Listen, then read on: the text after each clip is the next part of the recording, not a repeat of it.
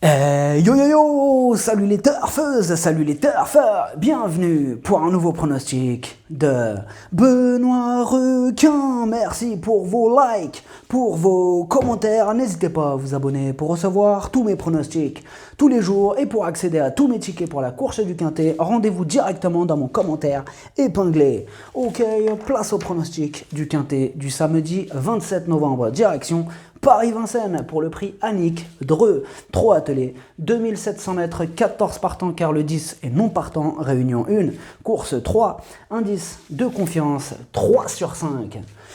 On est plutôt confiant pour ce Quintet et on va voir ça ensemble. Petit retour sur le Quintet du vendredi 26 novembre. Dans mon pronostic, je vous ai donné la totale en 6 chevaux, tiercé, quarté, quintet, multi, ça fait plaisir. Et pour les VIP ce vendredi, on a tout arraché. On a encore un ticket Quintet dans l'ordre qui est passé ce vendredi. Comment ça fait plaisir, il a quand même fait 3866 € dans l'ordre, ce Quintet dans l'ordre. On a aussi 2 tickets multi en 4 qui sont passés 378 €. On a un ticket tiercé ordre qui est passé 176 €. Ce vendredi, il monte à 4420 € de gain.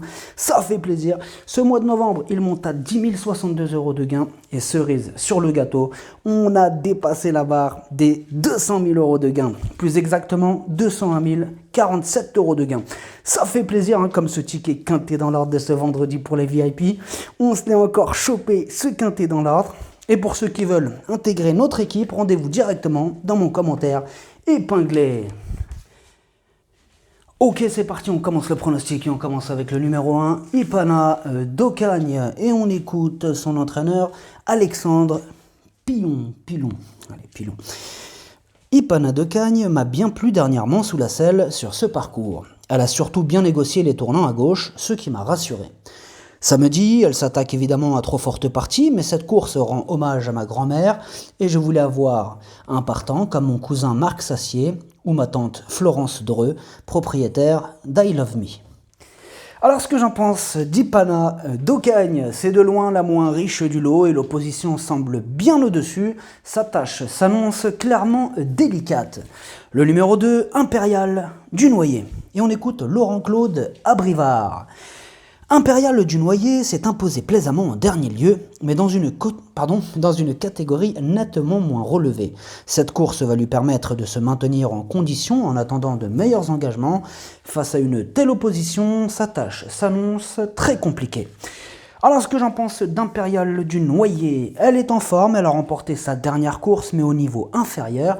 Ici, elle monte donc de catégorie, mais elle sera à l'affût d'éventuelles défaillances de chevaux en vue.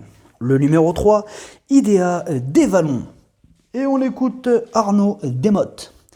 Idéa des Vallons avait été malade après sa victoire sur ce parcours fin août. Elle vient de courir à 2 reprises et me semble sur la montante. Avec ses gains, je n'ai pas le choix des engagements. Cette sortie a pour seul but de l'amener au top pour un engagement plus favorable le mois prochain. Samedi, il est préférable de l'écarter. Bon, vous avez entendu son entraîneur, il a dit qu'il était préférable de l'écarter. Bon, alors ce que j'en pense d'Idéa des Vallons. Elle aussi, elle monte de catégorie et effectivement, d'autres pouliches passeront en priorité. Le numéro 4, Ibaya des Forges. Et on écoute Sébastien Garato. Ibaya des Forges est une pouliche de qualité. En dernier lieu, elle a voyagé à l'extérieur durant pas mal de temps, puis a fini en 5e position. Je pense qu'elle peut terminer dans les 3 premières cette fois-ci, d'autant que l'allongement de la distance va servir ses intérêts. Sachez qu'il est préférable de lui masquer l'effort dans un premier temps. Alors ce que j'en pense d'Ibaya des Forges, elle vient de terminer 5e le 13 novembre au niveau qui nous intéresse. Mathieu Abrivard est aux commandes, attention à elle. Le numéro 5, Impression Gemma. Et on écoute Marc Sassier. Impression Gemma a bien gagné en dernier lieu dans un lot un peu moins relevé que d'habitude. Cela n'était cependant pas si évident de rendre 25 mètres, mais elle a bien sprinté pour finir. Elle arrive au top de sa forme, mais est juste un peu en dessous des meilleurs. Toutefois, elle a le droit d'être 5e ou 6e.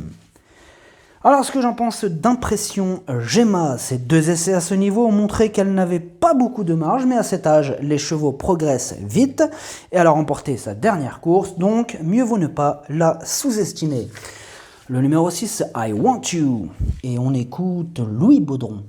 I Want You fait un peu fort dans la première partie du parcours dans le prix Reine du Corta et elle n'a pu redonner un coup de rein. La course était de plus sélective. Elle évolue en bonne forme, il faut affronter les meilleurs de la génération, ce n'est pas facile. Elle aura une course fermée dans 15 jours. En courant battu, je serais déjà satisfait de la voir prendre une petite place. Alors, ce que j'en pense... Qu'est-ce que j'en pense d'I Want You? Elle adore ce parcours, elle a déjà eu l'occasion de prouver sa compétitivité. Là, elle reste sur 2 échecs, mais elle va tenter de remettre les pendules à l'heure.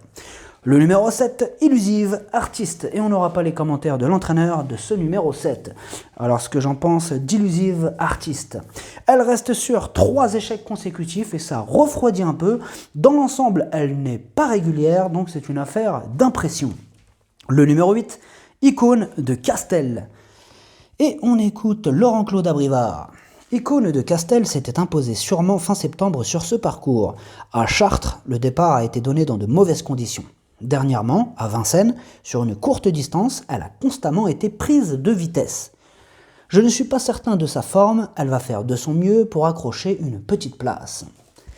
Alors, ce que j'en pense d'Icône de Castel, elle reste sur 2 échecs consécutifs, mais attention, elle a prouvé sa compétitivité et elle revient sur une distance qu'elle apprécie, c'est une surprise possible.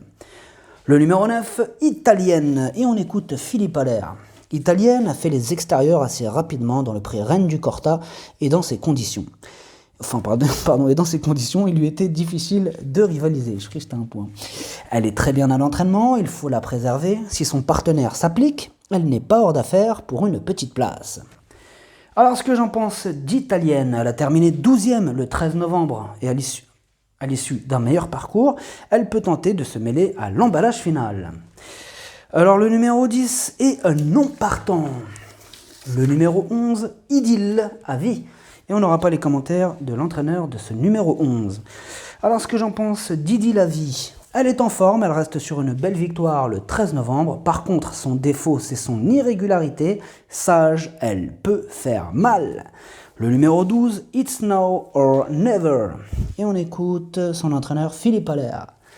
It's Now or Never a eu un très bon comportement dans le prix Reine du Corta après avoir été relayée au commandement en plaine. Elle n'a pas molli pour finir et s'est bien accrochée. Elle a conservé un très bon niveau de forme depuis. Elle s'adapte à toutes les distances.